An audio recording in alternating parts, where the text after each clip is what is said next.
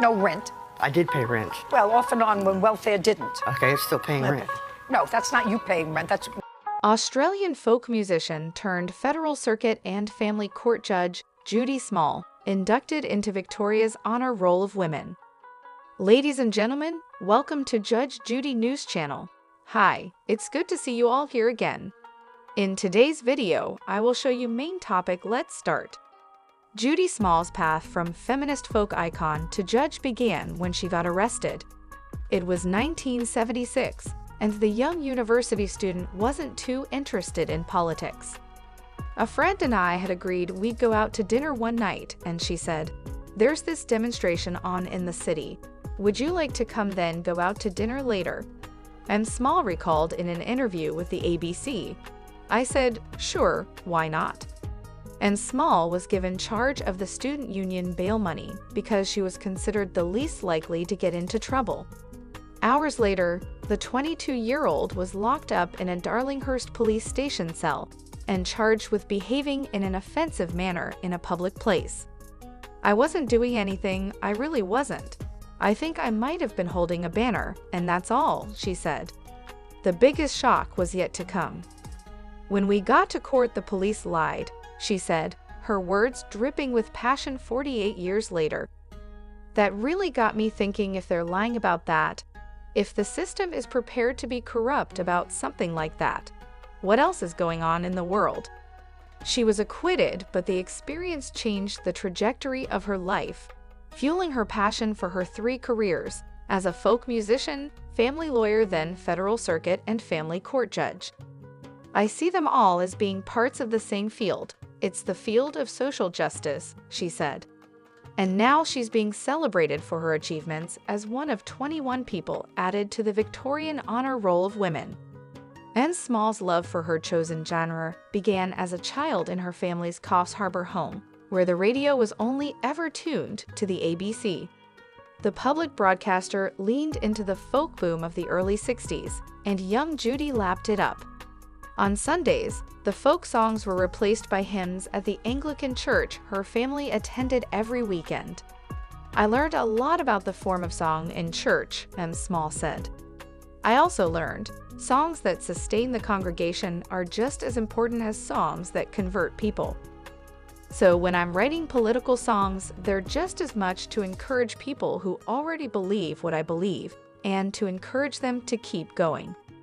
Few of her songs show that more blatantly than the 1998 release, "You Don't Speak for Me." "You call yourselves patriots, swastika style. You feed on the fear of the ignorant child. You don't speak for me," she sang. It goes on to affirm the people marching for peace and fighting injustice. "You speak for me." The 71-year-old began writing songs 5 decades ago, producing 12 albums and hundreds of songs. She was referred to as the Doyne of contemporary folk music in Australia by the host of ABC's Sunday Afternoon with Mary Delahunty when she appeared on the show in 1995. Her website now describes her as the genre's grande dame, and Small has toured the world with her music. Her songs have evoked tears, laughter, and occasional controversy, few more so than Montreal, about a young man who murdered 14 female students at his university. The song was sung softly, but its questions were intended to hit hard. Why does gunman sound so familiar, while gunwoman doesn't quite ring true? What is it about men that makes them do the things they do?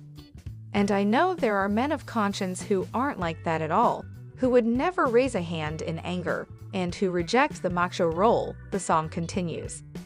The lyrics enraged one young man so much, he confronted M. Small after a performance in Canberra. His face was literally red with rage, the folk singer told the crowd at one of her recent concerts. And he said that was the most anti-male song he had ever heard in his whole life. "And then he threatened to hit me," she said.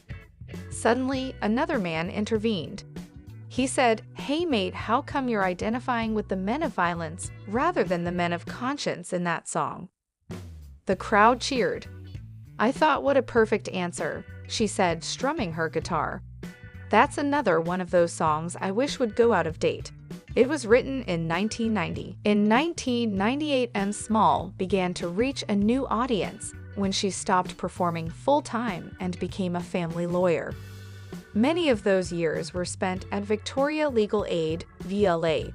Gayathri Paramasivam, Associate Director of Family Law at VLA, who worked with Ms. Small, said, "Judy accomplished so much during her time at VLA, leading our Family, Youth, and Children's Law Directorate through some challenging times. Her contributions assisted some of the most vulnerable families and children in Victoria at such a difficult time in their lives." All the while, M. Small kept writing and performing at festivals around the world. It was on tour in Western Australia and Small met the love of her life, Charlotte Stockwell. "My mainstay. We've been married for 10 years and have been together for 20, she remarked. When Ms. Small was appointed as a judge with the Federal Circuit and Family Court of Australia, the bench took the place of the stage. Given judges were not allowed to be involved in politics, and Small retired fully from performing. Her former colleague, current Federal Circuit and Family Court Judge Joanne Stewart, described her as very dedicated to serving the public, with a capacity to think outside the box. According to Judge Stewart, Ms. Small played a key role in the establishment of the Melbourne Court's Indigenous List, which was intended to give Aboriginal and Torres Strait Islander families and communities fair access to the legal system. She also praised M. Small's sense of humor. "She's a raconteur. You can sit down and have a chat with her about anything," Judge Stewart said.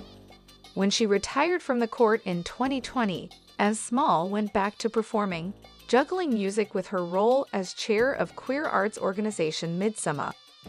The singer-songwriter has now joined around 750 Victorians whose names have been added to the Honor Roll of Women. This year, Minister for Women Natalie Hutchins welcomed 21 women onto the list, including women's health researcher Professor Jane Gunn, groundbreaking telehealth associate Professor Kudzai Kenhutu, and broadcaster Libby Gore. The honor roll's been around for 23 years. It has 750 amazing women from all over Victoria who have achieved great things, the minister said. And Small was stunned to be one of them. "Being included on this list is incredible because it's an amazing role. The names of some of the women on that roll are some of my heroines," she said. The late Joan Kerner, Victoria's first female premier, and a close friend of Ms. Small, compiled the list. It was a shock to Ms. Small to be among them. "Being included on this list is incredible because it's an amazing role.